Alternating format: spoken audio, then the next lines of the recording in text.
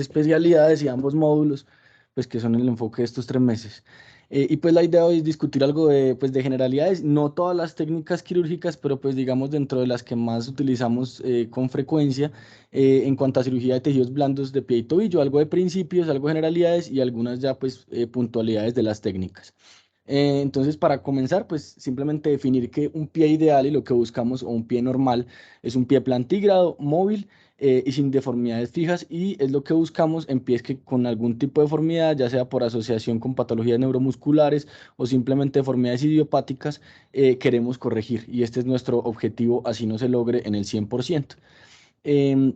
y dentro de esto, pues digamos que contamos con un arsenal de técnicas, empezando pues como ya sabemos, dependiendo de la deformidad, pero técnicas de yesos seriados, pues la más ampliamente pues conocida y utilizada, la técnica de Ponseti en pies equinovaros, tanto idiopáticos como de origen neurológico, u otras asociaciones, asociados pues a otras técnicas ya quirúrgicas como son transferencias tendinosas, tenotomías y tenectomías, eh,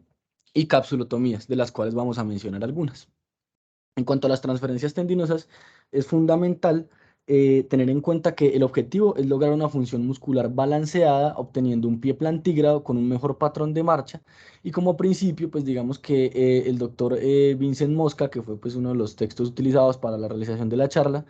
él establece que se debe transferir el tendón correcto al lugar correcto y con la tensión correcta, y que ese es el principio pues fundamental a la hora de realizar una transferencia tendinosa.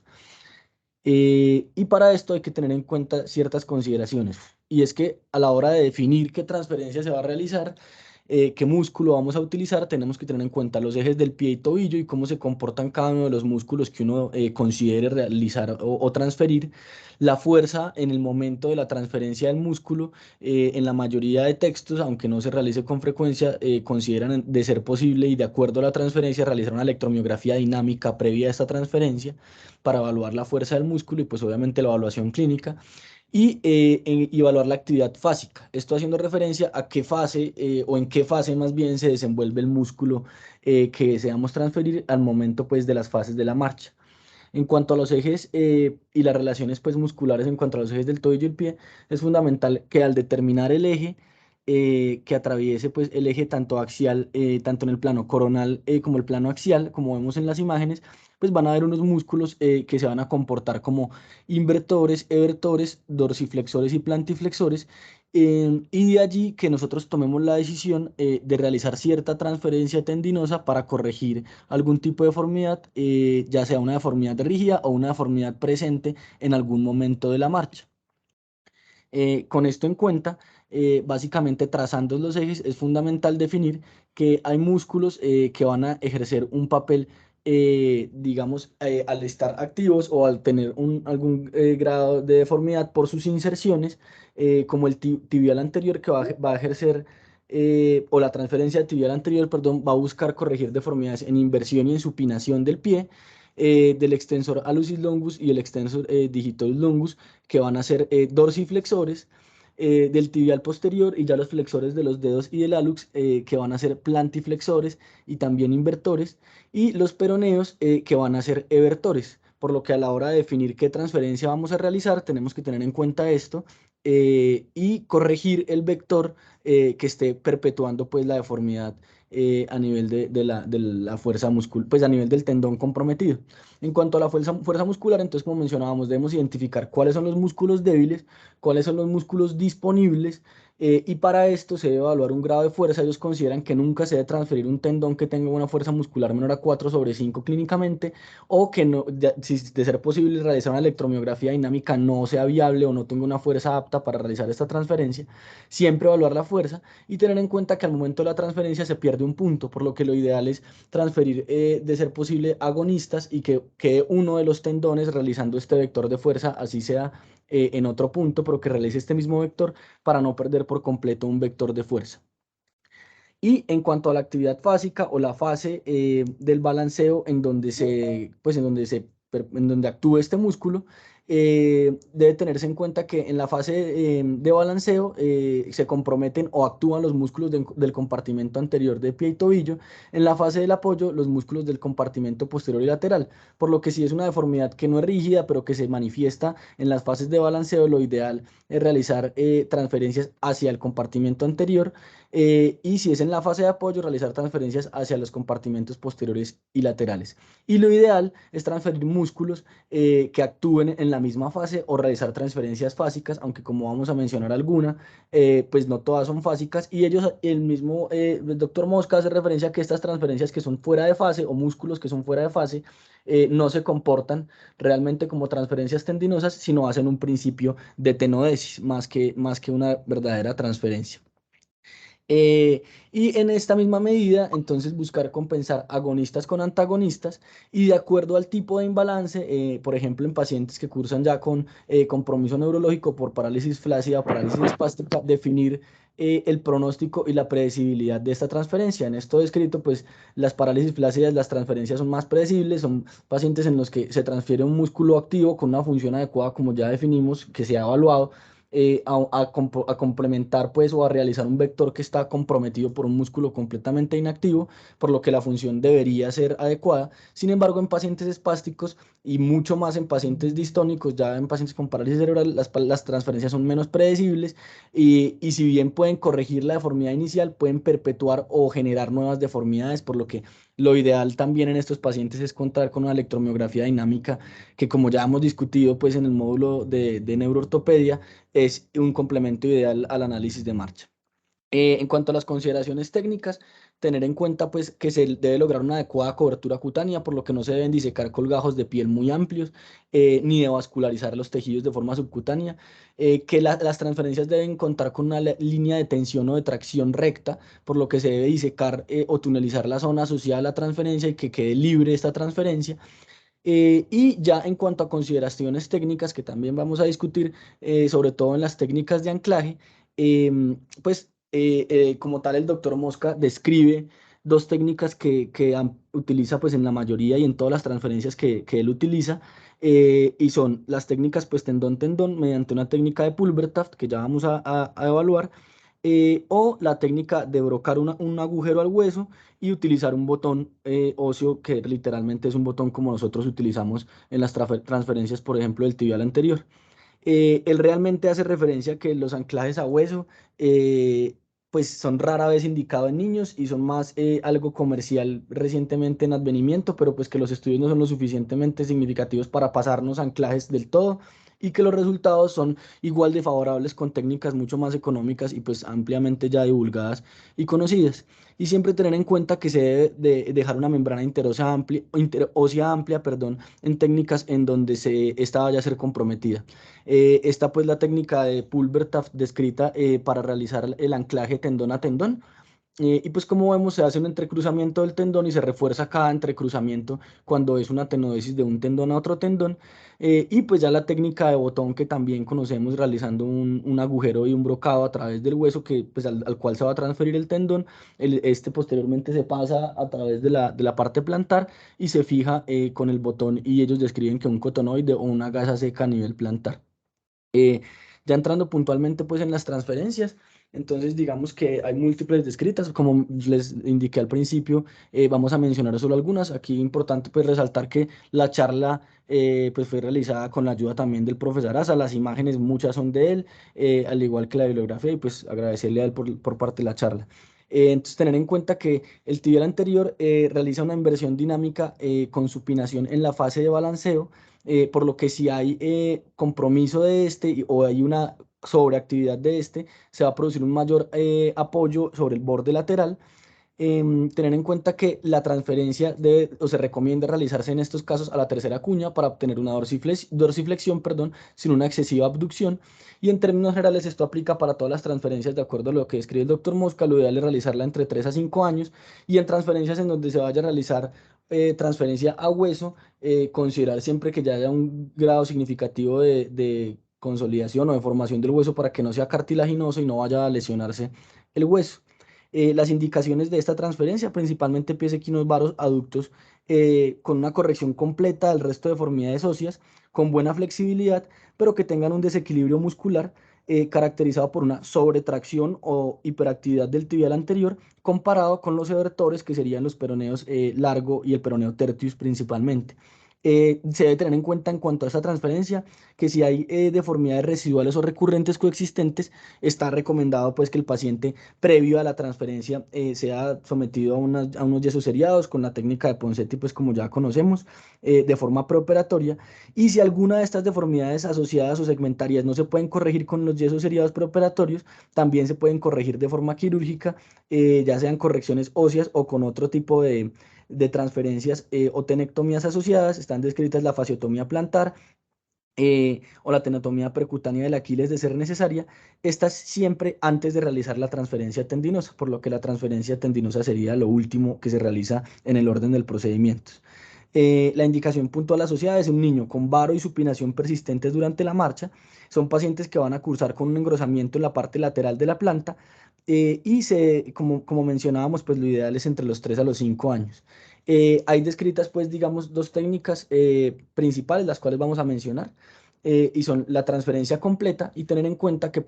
en pacientes con parálisis cerebral está describida la transferencia hendida, hemitransferencia o la técnica de SPLAT, que también vamos a mencionar. Tener muy presente que estos pacientes no solo deben ser inmovilizados, sino que muchas veces son consecuencia de un paciente que fue sometido a una adecuada técnica de Ponseti con buenos resultados, pero no tuvo una adecuada adherencia al tratamiento con la ortesis, por lo que se debe explicar claramente a los padres que va a requerir una ortesis y que no usarla, pues hay un alto riesgo nuevamente de recidiva de la deformidad y falla. Ay, qué pena que me salí. Listo. Entonces, en cuanto a la transferencia del tibial anterior, pues básicamente, como vemos en las imágenes, en principio se deben marcar los sitios para las incisiones, se debe realizar una incisión dorsolateral en la mitad del dorso del pie y una incisión medial adicional, como ya vamos a mencionar, sobre la inserción del tibial anterior.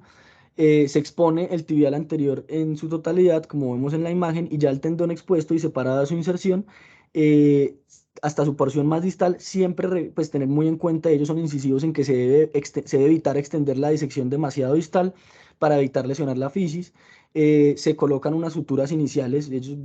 hacen referencia a suturas de anclaje o cualquier sutura absorbible, y realizar varias pasadas. Siempre hacen referencia en cuanto a estas reparaciones que deben ser con una técnica de Bunel, em, a través del tendón hasta obtener una fijación lo suficientemente segura, pero pues también se puede utilizar técnicas de Krakow o técnicas asociadas. Y ya una vez realizada esta fijación, se transfiere el tendón a la incisión dorsolateral, como vemos en la imagen. Siempre tener en cuenta que el tendón debe permanecer debajo del retináculo extensor y de los extensores. Sin embargo, se debe realizar, como mencionamos al principio, dentro de pues las generalidades, una liberación del tejido subcutáneo que permita una adecuada tunelización y transcurrir adecuado del tendón hacia la región lateral en este caso. Em, Dentro de las técnicas y describen como algo opcional, sin embargo el doctor Mosca describe que es lo ideal de ser posible y que él lo utiliza, es localizar el sitio de la inserción mediante el fluoroscopio y utilizando una aguja como marcador. Él básicamente define el sitio que en este caso va a ser la tercera cuña a la hora de realizar el túnel y la transferencia ósea pues de forma más segura. Em, pero en términos generales, pues la localización debe ser en la mitad del dorso del pie, idealmente en el cuerpo pues de la tercera cuña o de la cuña lateral. Se debe perforar, ellos recomiendan un orificio lo suficientemente grande como para acomodar el tendón, por lo que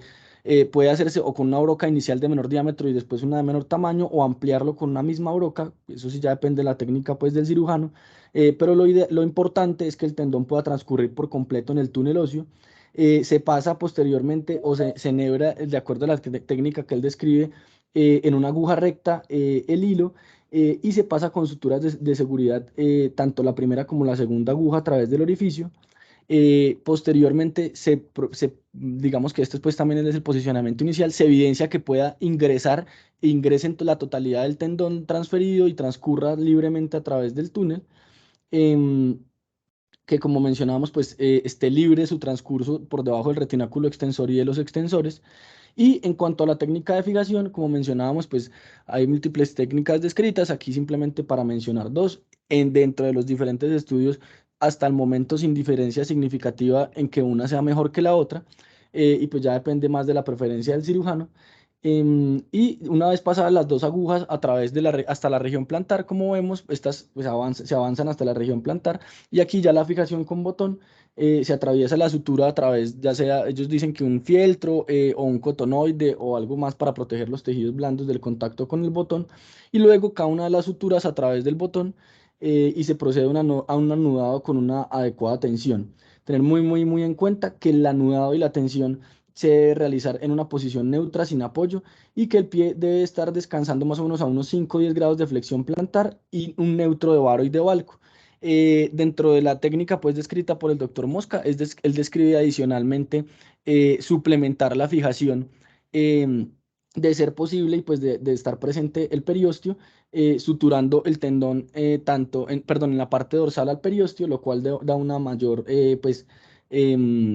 estabilidad y mayor rigidez a la fijación.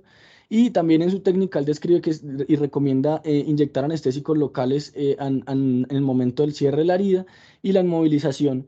con un yeso que él indica o sugiere muslopédico que él mantiene por al menos 6 semanas. Em, y en este momento, posterior al retiro del yeso, definir o no la necesidad de ortesis adicionales suplementarias que por lo general van a estar indicadas. Y ya en la fijación con anclaje, en términos generales, hasta el momento pues del brocado, la misma técnica, en este momento y en este punto no se realiza el paso de las agujas hasta plantar, ni se realiza una incisión plantar, sino que simplemente se posiciona el tornillo de interferencia o el anclaje a nivel del túnel previamente realizado, verificando una adecuada tensión del tejido en este punto, como vemos en las imágenes, y aquí ya pues el tendón en la zona de la transferencia y el tornillo de interferencia adecuadamente posicionado. Em, digamos que en términos reales ellos dicen y en los estudios que comparan que no hay un mayor riesgo de falla. Sin embargo, lo fundamental en cualquiera de las dos técnicas es evaluar que no sean niños muy pequeños, porque esto es lo que va a aumentar el riesgo de falla más que cualquier otra cosa asociada a la técnica. Y este es un caso pues de las imágenes que nos compartió el doctor Sarasa, en la que se realizó una transferencia dentro de los procedimientos para la corrección de su pie equinovaroaducto del tibial anterior con estos resultados postoperatorios. En cuanto a la hemitransferencia, transferencia hendida o técnica de SPLAT, está indicada en pacientes con pie varo o cabo varo en niños con parálisis cerebral, sobre todo otros trastornos neuromusculares como enfermedad de Charcot-Marie-Tooth. Se asocia con frecuencia a técnicas de alargamiento del tibial posterior de acuerdo a la necesidad con o sin liberaciones mediales o plantares.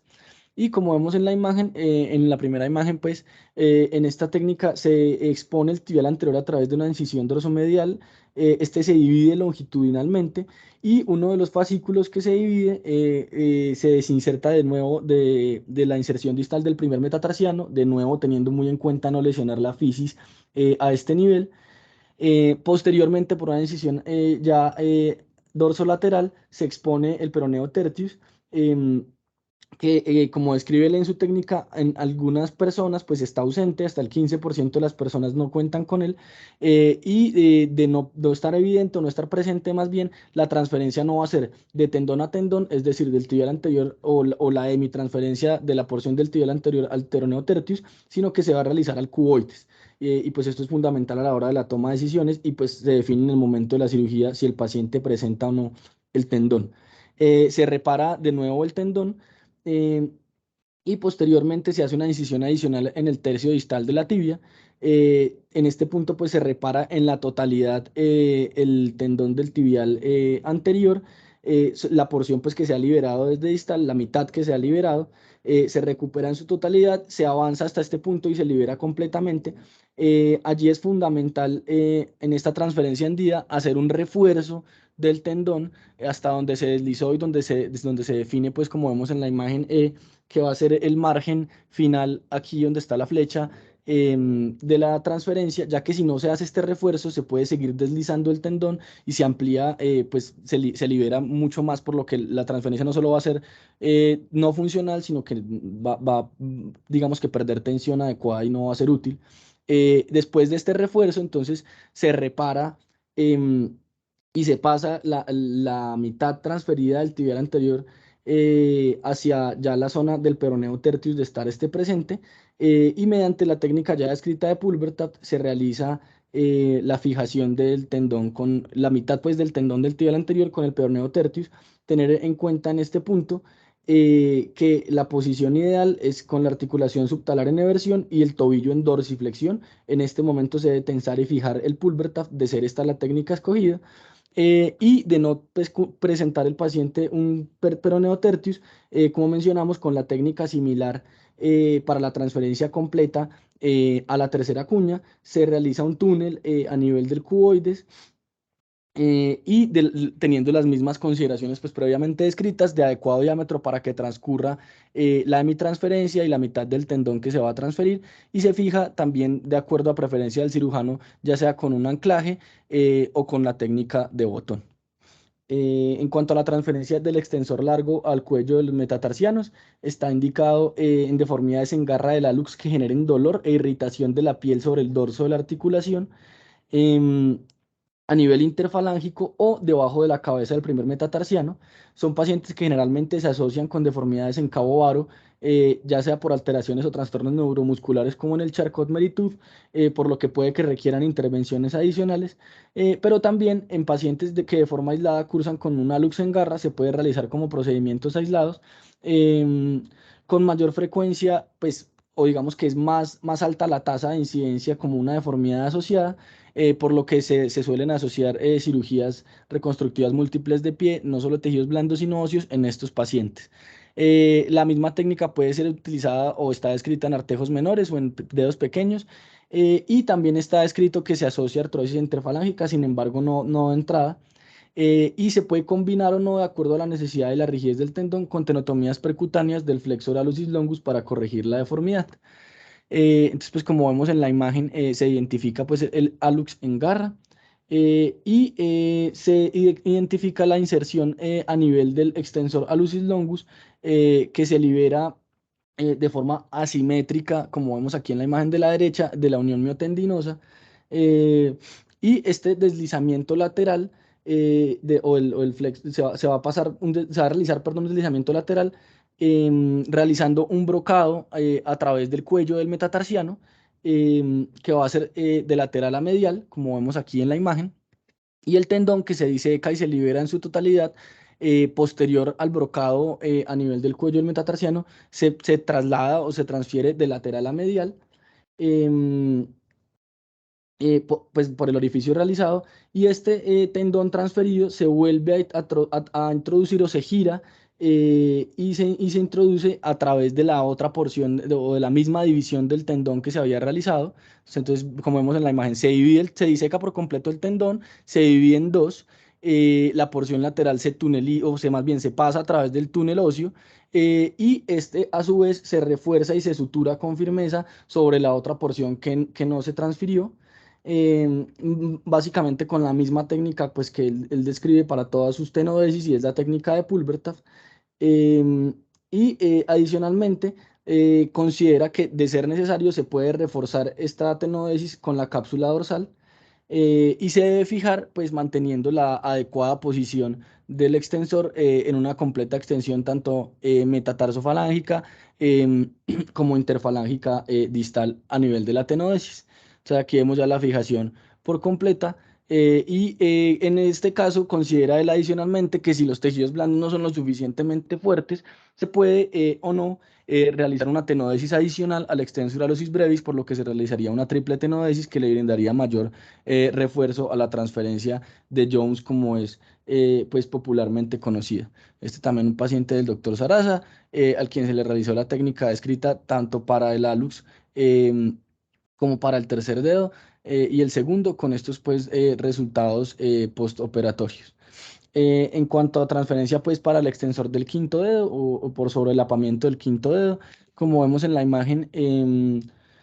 una transferencia del extensor de características similares se libera en su porción proximal a nivel del quinto metatarsiano, se diseca y se repara por completo el tendón, y se realiza una transferencia del mismo liberando la tensión también a este nivel. Estos son pues resultados de un paciente también del profesor Asa. En cuanto a la técnica de transferencia del flexor largo al metatarsiano, esta tener en cuenta que es descrita principalmente para deformidades en bunion o de bunion dorsal, que pues se basa en o, digamos, se tiene en cuenta que va a haber un imbalance entre el peroneo largo y el tibial anterior y un imbalance entre los extensores, gastrosóleos y los flexores, que es lo que pues, perpetúa esta deformidad. Por lo que a menudo estos pacientes se combinan con transferencias del tibial anterior, no a la tercera cuña, sino a la segunda cuña,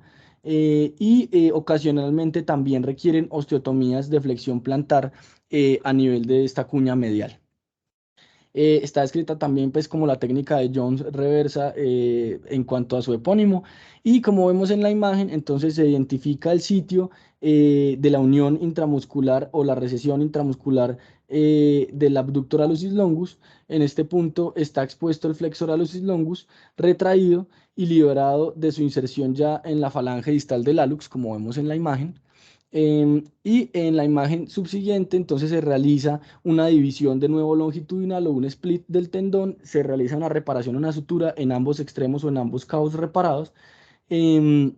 y se desliza una de las porciones del flexor hallucis longus que de nuevo se va a pasar a través de un orificio previamente realizado, una perforación vertical en el primer metatarsiano. Esta fue realizada previamente de plantar a dorsal, como vemos aquí en la imagen. Este es el túnel, este es el tendón, pues la porción del tendón que se va a avanzar y que va a ser reparado y que pues va a ser el efecto de la transferencia.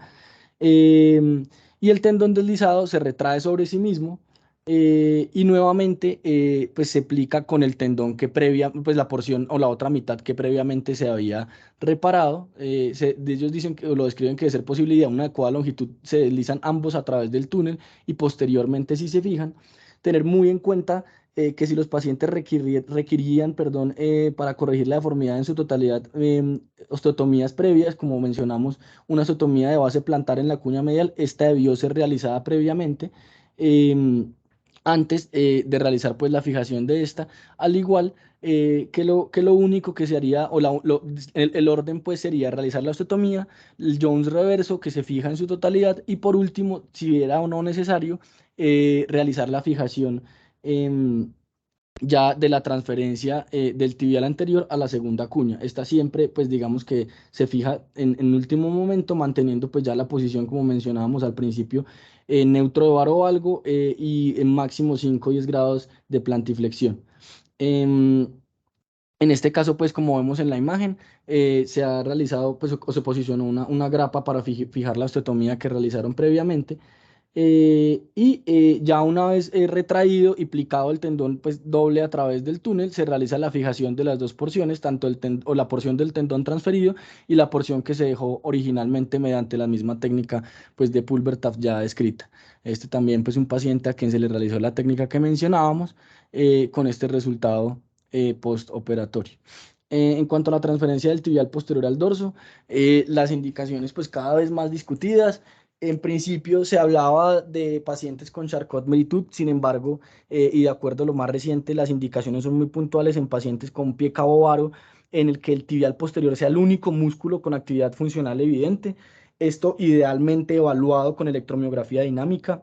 No es una transferencia para realizar de entrada ni en cualquier paciente, es muy controversial en pacientes con parálisis cerebral. Y en la electromiografía dinámica lo que debe presentar en cuanto a la función del tendón o lo que se debe evidenciar es que al menos si bien haya un silencio en el apoyo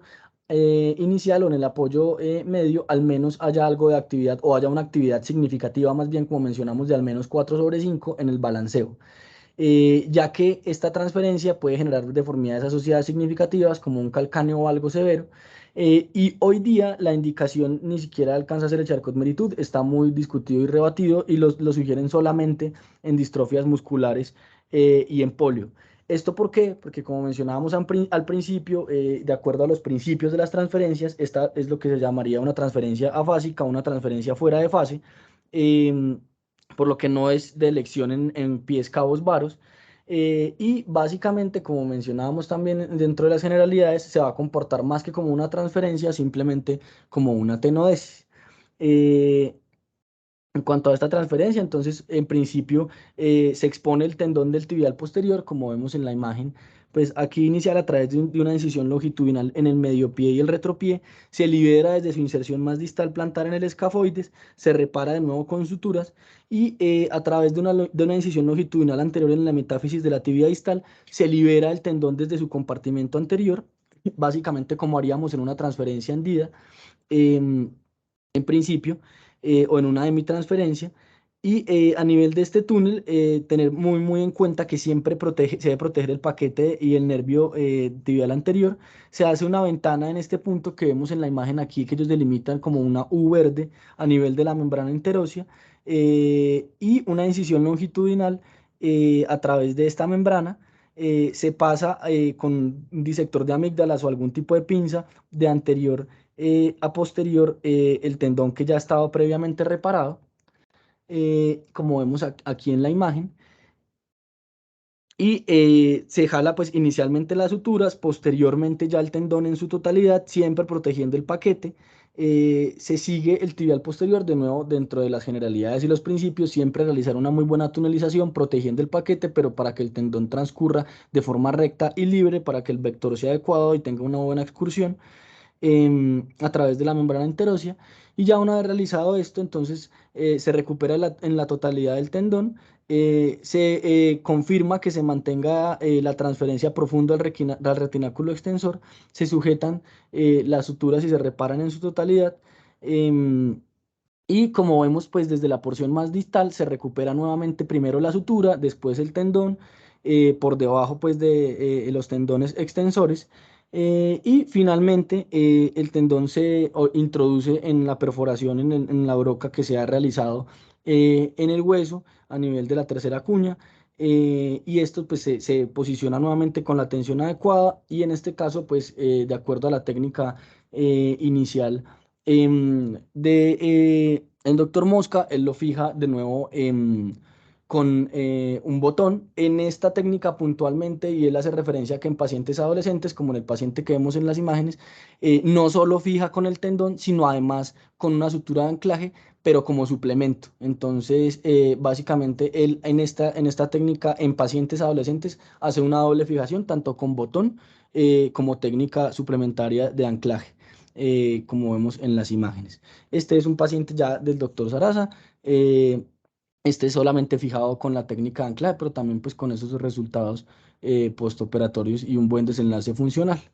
En cuanto a la transferencia hendida del tibial posterior, simplemente descrita en pacientes con deformidades en equino varo,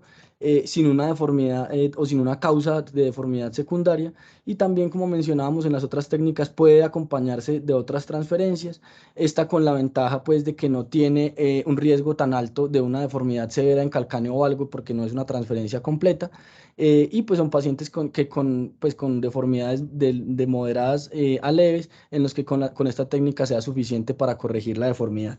Transferencia ya del peroneo largo al corto. Y pues esta es fundamental, que está indicada en deformidades del pie en cabo varo, en donde hay pronación del antepié, sobre todo en niños con Charcot, en este caso sí Charcot-Meritud, otros trastornos neuromusculares, o inclusive está descrita e indicada en pacientes con parálisis cerebral y mielomeningocele con la indicación adecuada.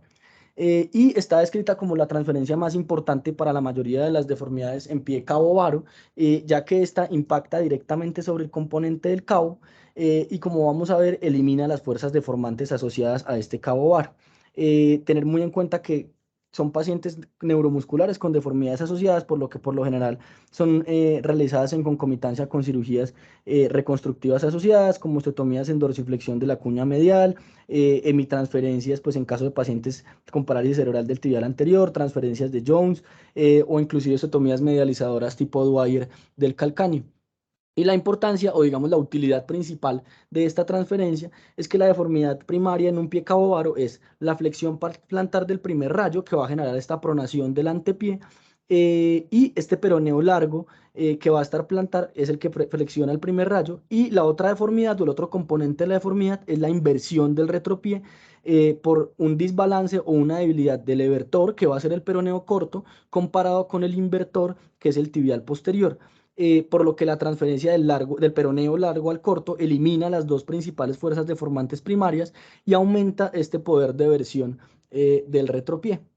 Aquí pues ya vamos a mencionar algo de la técnica más en imágenes clínicas, pero buscando explicar más por qué la transferencia nos va a compensar los dos mecanismos de deformidad del pie cabobar. Y ya en cuanto a la técnica, entonces el peroneo largo que va a plantar en la superficie lateral al calcáneo al corto, se liberan ambos tendones de sus vainas tendinosas en su totalidad, se identifica que evidentemente sea el largo y el corto con maniobras de tracción y buscando la inserción con un gancho óseo, un gancho de tendón, y el peroneo largo se corta en forma de Z, como vemos en la imagen. Se realiza un reparo y una sutura en el extremo proximal al tendón, el que ha sido liberado en Z, de nuevo con una técnica de Bunel. Y posteriormente se realiza una hendidura a nivel del peroneo corto y con una técnica de Pulvertaft se realiza una fijación lo suficientemente estable a nivel de la transferencia. En cuanto a los alargamientos tendinosos, entonces ya estos pues son descritos y están indicados en deformidades leves a moderadas, eh, con el objetivo y siempre se debe buscar que se establezca una tensión adecuada. Están descritos en deformidades en equino del Aquiles, deformidades en varo del tibial posterior o deformidades en valgo de los peroneos. Y como principio fundamental se debe tener en cuenta que el alargamiento va a permitir una cantidad casi limitada de alargamiento, valga la redundancia. Sin embargo, es muy importante que pueden producir alargamiento excesivo y debilidad permanente, por lo que a la hora de definir si se va a realizar un alargamiento es fundamental escoger la técnica adecuada, el paciente adecuado, eh, pero además digamos que hay que tener unos cuidados específicos a la hora de realizar este alargamiento y sobre todo que se establezca una tensión adecuada en la unión miotendinosa una vez ya pues se vaya a fijar y a realizar la sutura definitiva del alargamiento en dado caso que se realice. Y que no se realice un alargamiento excesivo, ya que pues esto va a llevar a debilidad del paciente. Lo que describe el doctor Mosca como principio es que para que esto se realice de forma adecuada, o lograr una tensión adecuada, se debe establecer al momento del alargamiento el pie y el tobillo en la posición pues, funcional, en un adecuado rango de extensión, de ser necesario la rodilla también. Y en este punto es donde se debe evaluar la tensión y qué tanto vamos a alargar o no. En cuanto a los alargamientos pues descritos o las técnicas de alargamiento, entonces hay técnicas percutáneas y técnicas abiertas. En cuanto al Aquiles, puntualmente, pues la técnica percutánea que conocemos como el deslizamiento percutáneo, técnica de Hook o técnica de la triple tenotomía. Y pues es fundamental en esta técnica que algunas van a tener ventajas y desventajas, algunas van a utilizar o aprovechar la ventaja de la rotación de unos 90 grados a nivel distal del tendón de Aquiles ya en su inserción distal hacia los 6 a 8 centímetros de su inserción distal. Esta puntualmente no la tiene en cuenta. Y pues, las ventajas de esta es que son incisiones pues, pequeñas con adecuados desenlaces en cuanto a la estética, pero el riesgo es muy alto en cuanto a que se puede de forma inadvertida generar una tenotomía completa y pues llevar a una falla completa del paciente que va a pasar de una contractura del Aquiles y un equino que puede ser inclusive pues flexible. A una pérdida completa de la función del Aquiles y una pérdida completa de la plantiflexión como propulsor de la marcha. Por lo que pues digamos que cada día está más discutida y, pues hay menos uso de esta técnica. Tener en cuenta en cuanto a esta, pues siempre y la recomiendan por estas mismas contraindicaciones, o usarla más bien en pacientes con un Aquiles grueso, en donde se puedan sentir claramente sus márgenes. eh, y pues siempre evaluar el Thompson tanto pre como postoperatorio para descartar una lesión completa del Aquiles. Como vemos en las imágenes, pues se inserta un bisturí 15 por lo general eh, a través de la piel, de posterior anterior en el plano sagital, una primera incisión proximal al calcáneo con la cara de la hoja del bisturí paralela a la disección de las fibras del tendón. Luego, y vamos a ver que esta técnica, pues digamos que se utiliza también, también para la tenotomía percutánea del Aquiles, pues en otras patologías, como ya vamos a mencionar, pero se utiliza como una sonda a la hoja del bisturí para identificar los márgenes del tendón. Luego sí se gira hacia 90 grados y se traslada generando este corte parcial de la mitad deseada de las fibras del tendón, evitando una pérdida de tensión significativa. Y luego una incisión 10 a 15 milímetros más proximal y la última 10 a 15 milímetros más proximal a esta última, logrando pues la liberación de la mitad del tendón, tanto en las tres incisiones, y como mencionábamos, comprobando tanto el Thompson como el Silver Skill postoperatorio, como vemos en la imagen, la más distal medial, posteriormente lateral y la última también medial. En cuanto al alargamiento deslizado abierto del Aquiles, entonces la ventaja grande de esta técnica, si bien es una incisión mayor, es que hay poco riesgo de alargamiento excesivo y mucho menor de tenotomía completa. Pero pues cuando se requiere un alargamiento extenso puede ser una técnica difícil, se deben identificar las fibras opuestas y liberarlas de forma adecuada, es más demandante, requiere una incisión más grande. Importante que esta técnica sí tiene en cuenta el ángulo hacia 90 grados en la porción más distal, en la inserción distal del Aquiles al calcáneo, por lo que también corrige de forma más favorable el vector de la deformidad. Técnicas asociadas que pues puntualmente hoy no son tema de la charla, pero tenerlas muy presentes a la hora de corregir una deformidad en equino, sobre todo evaluar si es dependiente del complejo gastrognemio, gastrosóleo con la técnica, con la evaluación del Silver Skill, y de acuerdo a esto realizar técnicas o transferencias deslizadas tipo Vulpius o Strayer a nivel de la unión gastrosólea que nos eviten requerir alargamientos a nivel del Aquiles que pues como hemos mencionado tienen un riesgo mayor. En cuanto a la técnica de Frost o la técnica del tibial posterior por deslizamiento, también se divide la unión o la porción tendinosa del tibial en dos niveles, deslizándolo a este nivel, en deformidades leves a moderadas solamente, en deformidades dinámicas en varo, en los que no podamos realizar en estos pacientes una electromiografía dinámica. Estas pues son las imágenes clínicas de la técnica y cómo se realizan las dos incisiones y la dos disecciones, la disección, perdón, en las dos porciones que van a ser liberadas. En cuanto a las tenotomías, están pues indicadas en pie equinovaro aducto, en deformidades por un PEVA recidivado también, en disrafismos espinales, sobre todo en pacientes con mielomeningocele o en dedos en garra, de acuerdo a las que vamos a mencionar. En cuanto a la técnica pues, de liberación de tenotomía percutánea del Aquiles, indicado en contracturas residuales aisladas del Aquiles, en pacientes con PEVA que ya han sido tratados con un método de Ponseti de forma adecuada y en donde la única deformidad residual eh, pues sea el equino rígido, en este caso, o contracturas residuales del Aquiles en pacientes con enfermedades neuromusculares asociadas, con PEVAs asociados a artrogriposis, pacientes con deformidades rígidas, resistentes o lo que se conoce también como un PEVA complejo. Y aquí, pues como lo describe tanto el doctor Mosca, pero básicamente es la técnica descrita también por el doctor Ponseti y es en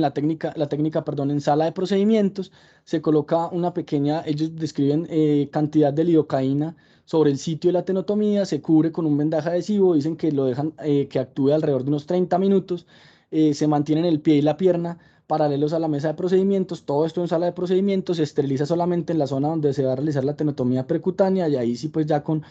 guantes estériles, se utiliza una hoja de bisturí estrecho como vemos en la imagen, em, que no vaya a ser puntiaguda porque esta estrecha se puede utilizar como mencionábamos previamente en el hook como una sonda para palpar la totalidad del tendón y moverse alrededor de él. Es muy importante que no se debe realizar la inserción de forma indiscriminada del bisturí en el lado o en la porción medial del tobillo, ya que esto puede lesionar el paquete pues, tibial posterior, tanto nervio como paquete vascular. Y hay una distancia realmente pequeña entre el paquete y el tendón, sobre todo en niños más pequeños, por lo que ellos recomiendan que para evitar esta lesión se debe insertar el bisturí apuntando directamente a la porción medial del Aquiles hasta sentirlo y posterior a esto, perdón, como vemos en la imagen, sí se debe utilizar como una sonda disecando y separando el paquete hacia anterior y el tendón hacia posterior. Esto desde otra vista pues es la misma conducta o la misma maniobra que realizan más bien en las imágenes, en donde se protege el paquete hacia anterior, se diseca el tendón hacia posterior. En este punto el bisturí en ningún momento ha sido utilizado como una herramienta de corte, sino simplemente como un disector. Y esto teniendo en cuenta que la recomendación es que la incisión no sea de un diámetro mayor al ancho de la hoja del bisturí. Un paciente en quien se realizó la técnica, pues una técnica de Ponseti con yesos sellados, finalmente la tenotomía percutánea del Aquiles con un buen resultado postoperatorio. tenotomías de los dorsiflexores que están descritas sobre todo en pacientes con enfermedad neuromuscular asociada, por ejemplo, pacientes con mielomeningocele, con una contractura severa de los dorsiflexores y un talo valgo asociado. Se debe realizar en estos pacientes tenotomías y tenectomías en la totalidad de los dorsiflexores, resecando una porción considerable de los tendones para que no haya residuo de la deformidad. Un paciente pues de igual manera con un pie de talo valgo asociado inicialmente y este resultado postoperatorio por un mielomeningocele que pues fue favorable, tenotomías de los flexores de los dedos por dedos en garra asociados, como ya hemos venido mencionando, y procedimientos adicionales asociados de tejidos blandos, como son la fasciotomía plantar, en dado caso de ser necesario, con una técnica abierta descrita. Capsulotomías, descritos también en correcciones de pacientes con pie equinovaro aducto, correcciones de talos verticales, PEVAs residuados y deformidades en pies paralíticos, también en parálisis cerebral. De estas a tener en cuenta y a mencionar que se debe realizar de forma amplia y completa, ya sea necesario una capsulotomía pues subtalar, calcaneocuboidea o talonavicular, que son las más frecuentemente indicadas, de ser necesarias realizar las tres en concomitancia en su totalidad, siempre pues teniendo en cuenta proteger las estructuras neurovasculares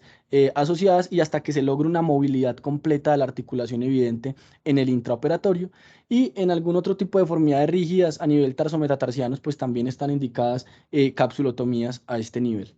Ya a manera de conclusiones, tener en cuenta que los tejidos blandos son fundamentales tanto en el origen como en la corrección de las deformidades del pie, que de ser necesario se deben realizar en forma concomitante correcciones tanto óseas como en tejidos blandos, que para esto es vital el conocimiento de la anatomía, de los corredores de seguridad y pues las estructuras neurovasculares asociadas. Realizar una historia clínica completa, un examen físico juicioso y como mencionamos hoy día con el advenimiento de la electromiografía dinámica a la hora de definir sobre todo una transferencia, un alargamiento, considerar realizarla de forma previa antes de definir o no el procedimiento quirúrgico,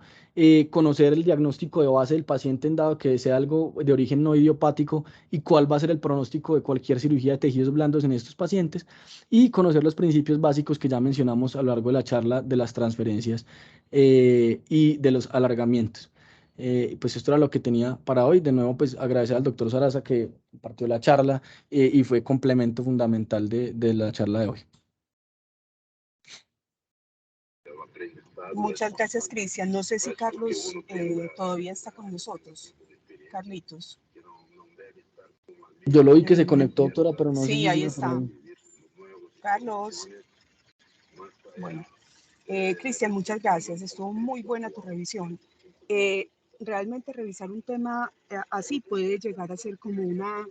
enumeración de técnicas quirúrgicas y hacerse un poco cansón, pero no, lo hiciste súper bien. Las transferencias tendinosas son una herramienta importantísima para nosotros en ortopedia infantil. Los resultados, siempre y cuando estén bien indicadas, son excelentes. Quiero hacer ahí algunas precisiones. Acuérdense que la transferencia del tibial anterior en el pie equinovaro no es una técnica para una recidiva del pie equinovaro, sino que hace parte de la técnica descrita o del método, mejor, descrito por el doctor Ponseti dentro del tratamiento del pie equinovaro. De acuerdo con lo que dijiste, ojalá no hacerla antes de los 3 años. Acuérdense que las transferencias se tienen que reeducar y los niños antes de los 3 años eso es bastante complicado. Ya con respecto a la técnica, pues con Daniel hemos hablado mucho si poner un tornillo absorbible o simplemente fijarlo a la planta. Eso realmente no es tan importante como hacer bien la transferencia. Cada quien la fija con lo que considere más seguro. ¿Qué más les digo? No, realmente no hago transferencias sentidas del tibial anterior y tampoco, pues hace muchos años no hago una del tibial posterior, pero me parecen muy difíciles desde el punto de vista técnico. Bueno, no sé si alguien más tiene algo que añadir. Camilo, que lo vi por ahí, Carlos, el doctor Galván, algún aporte, alguna sugerencia, algo para decir.